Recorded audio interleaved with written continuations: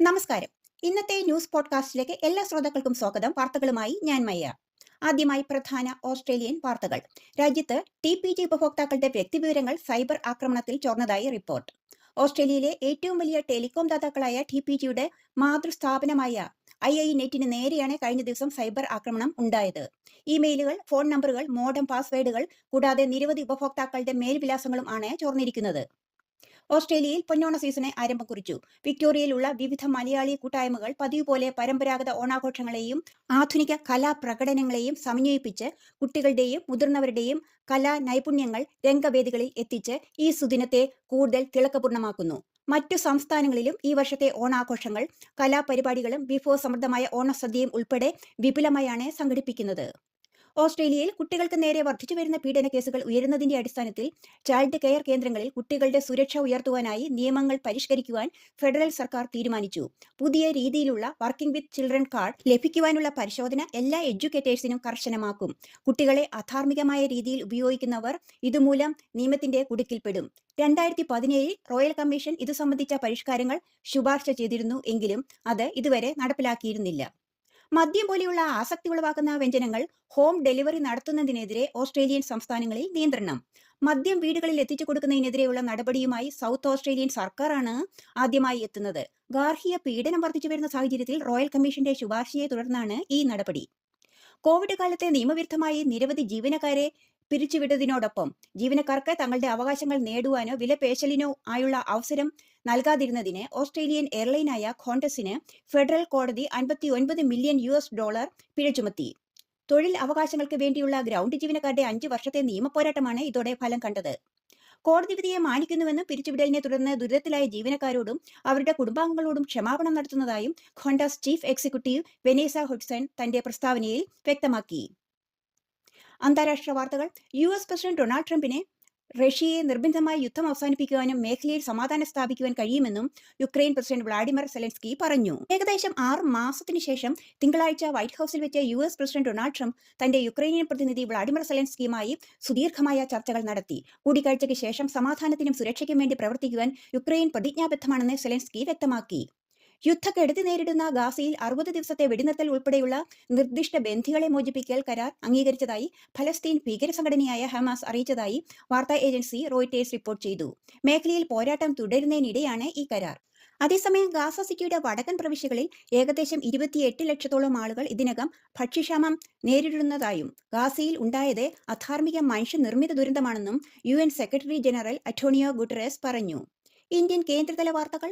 India China ബന്ധത്തിൽ പുരോഗതി കൈവരിക്കുന്നതിന് അതിർത്തിയിൽ സമാധാനം അനിവാര്യമാണെന്ന് വിദേശകാര്യമന്ത്രി ഡോക്ടർ എസ് ജയശങ്കർ ചൈനീസ് വിദേശകാര്യമന്ത്രിയുമായി നടത്തിയ കൂടിക്കാഴ്ചയിൽ പറഞ്ഞു. ഇരു രാജ്യങ്ങളും ദുഷ്കരമായ ഒരു ഘട്ടം അനുഭവിച്ചിട്ടുണ്ടെന്ന് ചൂണ്ടിക്കാട്ടിയ ജയശങ്കർ മുന്നോട്ടു പോകുന്നതിന് വ്യക്തവും സഹകരണപരവുമായ സമീപനത്തിന് ആഹ്വാനം ചെയ്തു. അതിർത്തി പ്രശ്നങ്ങൾ ചർച്ച ചെയ്യുന്നത് വളരെ പ്രധാനമാണ് എന്നും ഇതിന് ഇരുവശത്തു നിന്നും ആത്മാർത്ഥതയും ക്രിയാത്മകവുമായ സമീപനം ഉൾപ്പെടെയുള്ള പരസ്പര ഘടകങ്ങളാൽ നമ്മൾ നയിക്കപ്പെടണം എന്നും ജയശങ്കർ കൂട്ടിച്ചേർത്തു. അന്താരാഷ്ട്ര ബഹിരാകാശ നിലയത്തിലേക്കുള്ള ചരിത്രപരമായ ആക്സിയം 4 ദൗത്യത്തിന്റെ ഗ്രൂപ്പ് ക്യാപ്റ്റൻ ശുഭാംശു ശുക്ലയ്ക്ക് പാർലമെന്റ് തിങ്കളാഴ്ച ആദരം അർപ്പിച്ചു. ഇന്ത്യയുടെ മുൻനിര ബഹിരാകാശ യാത്രികനും ഇന്ത്യൻ വ്യോമസേനയുടെ പരീക്ഷണ പൈലറ്റുമായ ഗ്രൂപ്പ് ക്യാപ്റ്റൻ ശുഭാംശു ശുക്ല പ്രധാനമന്ത്രി നരേന്ദ്രമോദിയെ അദ്ദേഹത്തിന്റെ ഔദ്യോഗിക വസതിയിൽ കണ്ടുമുട്ടി. കൂടിക്കാഴ്ചയിൽ തന്റെ ചരിത്രപരമായ ആക്സ് 4 ദൗത്യത്തിനിടെ അന്താരാഷ്ട്ര ബഹിരാകാശ നിലയത്തിലേക്ക് അദ്ദേഹം നേരിട്ട് വഹിച്ച ഇന്ത്യൻ ദേശീയ പതാക ശുക്ല പ്രധാനമന്ത്രിക്ക് സമ്മാനിച്ചു. തെക്കേ ഇന്ത്യൻ നാട്ടുവാർത്തകൾ. സമ്പൂർണ്ണ സാക്ഷരതയിൽ കേരളം പുതിയ ചരിത്രം കുറിച്ചു. രാജ്യത്തെ സമ്പൂർണ്ണ ഡിജിറ്റൽ സാക്ഷരത നേടിയ ആദ്യ സംസ്ഥാനമായി കേരളം മാറിയതിന്റെ പ്രഖ്യാപനമാണ് കഴിഞ്ഞ ദിവസം നടന്നത്.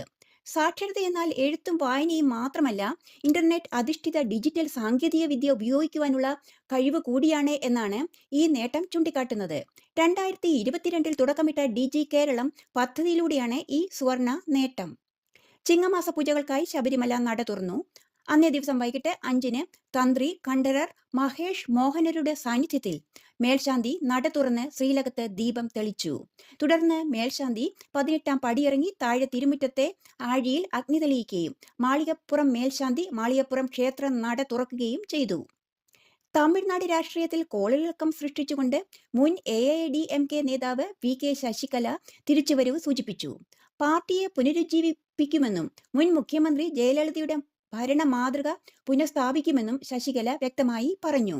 തനിക്ക് അനുഭവ പരിചയവും ധാരണയും ഉണ്ടെന്നും അതുവഴി ഈ ലക്ഷ്യം കൈവരിക്കാനാകുമെന്നും ശശികല അവകാശപ്പെടുന്നു.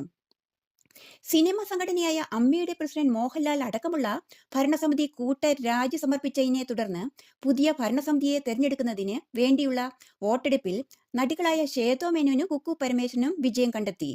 ട്രഷറർ സ്ഥാനത്തേക്ക് ഉണ്ണി ശിവപാൽ വിജയിച്ചു. ഹേമ കമ്മിറ്റി റിപ്പോർട്ട് പുറത്തു വന്നതിന് പിന്നാലെ നടിമാർ നടത്തിയ ആരോപണങ്ങൾക്ക് പിന്നാലെയാണ് അമ്മ ഭരണസമിതിയിലെ രാജി. നാടിന്റെ പുനരധിവാസത്തിനായുള്ള പ്രവർത്തനങ്ങൾക്ക് പിന്തുണ നൽകി ഉരുൾപൊട്ടലിൽ തകർന്ന വയനാട് മുണ്ടക്കൈ ചൂരൽമല മേഖലയുടെ പുനരധിവാസത്തിനായി മുഖ്യമന്ത്രിയുടെ ദുരിതാശ്വാസ നിധിയിലേക്ക് 10 കോടി രൂപ നൽകി Lulu group chairman MA Yusuffali. തിരുവനന്തപുരത്തെ മുഖ്യമന്ത്രിയുടെ ഓഫീസിലെത്തിയാണ് 10 കോടി രൂപയുടെ ചെക്ക് മുഖ്യമന്ത്രി ശ്രീ പിണറായി വിജയനെ യൂസഫലി കൈമാറിയത്. ദുരിതബാധിതർക്ക് 50 വീടുകൾ നിർമ്മിച്ച് നൽകുന്നതിനായാണ് ഈ സഹായം. വയനാട് ദുരിതബാധിതർക്കായി ആദ്യഘട്ടത്തിൽ 5 കോടി രൂപ കഴിഞ്ഞ ഓഗസ്റ്റിൽ യൂസഫലി നൽകിയിരുന്നു. കായിക വാർത്തകൾ. സെപ്റ്റംബർ 9 മുതൽ 28 വരെ UAEയിൽ നടക്കുന്ന ഏഷ്യ കപ്പിനു വേണ്ടി ഇന്ത്യയുടെ ടെസ്റ്റ് ക്യാപ്റ്റൻ ശുഭ്മാൻ ഗില്ലിനെ വൈസ് ക്യാപ്റ്റനായി തിരഞ്ഞെടുത്തു. സൂര്യകുമാർ യാദവ് നയിക്കുന്ന 15-അംഗ ടീമിൽ ജസ്പ്രീത് ബുംറയും ഇടം നേടി. മുംബൈയിലെ BCCI ആസ്ഥാനത്ത് നടന്ന വിശദമായ ചർച്ചകൾക്ക് ശേഷം അജിത് അഗാർക്കർ ടീമിനെ പ്രഖ്യാപിച്ചു. സെപ്റ്റംബർ 10-ന് ആതിഥേയരെ നേരിടുവാനാണ് ഇന്ത്യയുടെ ആദ്യ മത്സരം. സെപ്റ്റംബർ 14 ചിരവൈരികളായ പാകിസ്ഥാനെതിരായ മത്സരമാണ് നടക്കുക.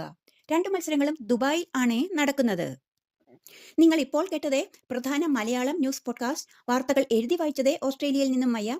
എല്ലാ ശ്രോതാക്കൾക്കും നല്ലൊരു ദിനം ആശംസിച്ചുകൊണ്ട് മയ സൈനിങ് ഓഫ്. നമസ്കാരം.